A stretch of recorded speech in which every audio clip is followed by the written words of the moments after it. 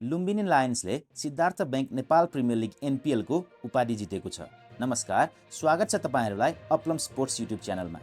शनिबार कृतिपुर स्थित त्रिवी क्रिकेट मैदानमा भएको उपाधि भिडन्तमा सुदूरपश्चिम रोयल्समाथि 6 विकेटको शानदार जित निकाल्दै लुम्बिनी लायन्स दोस्रो सिजनको एनपिएलको च्याम्पियन बनेको हो।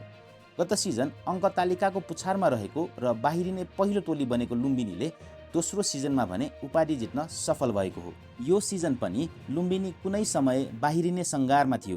पहिलो खेलमा चितवन राइनोजलाई 6 विकेटले पराजित गरेपछि लुम्बिनी लगातार 3 खेलमा हारेको थियो। लुम्बिनीले दोस्रो खेलमा कर्णालीसँग 9 विकेट, तेस्रो खेलमा काठमाडौँसँग 22 रन र चौथो खेलमा सुदूरपश्चिम रोयल्ससँग 7 विकेटको पराजय भोगेको थियो।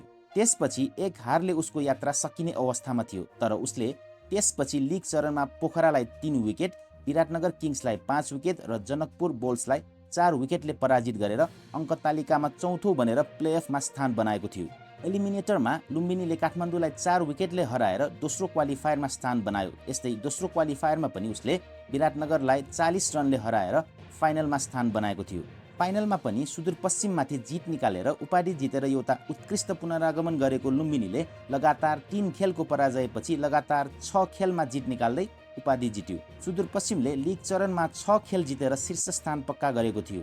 अन्तिम खेलमा विराटनगरसँग पराजित भए पनि सुदूरपश्चिमले पहिलो क्वालिफायरमा विराटनगरलाई पराजित गरेर फाइनलमा स्थान पक्का गरेको हो। सुदूरपश्चिमले लिग चरणमा 6 खेल जितेर शीर्ष स्थान पक्का गरेको थियो।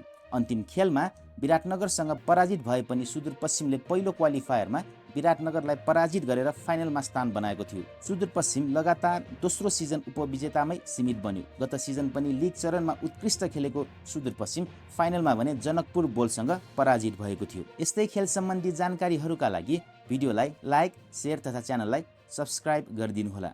धन्यवाद।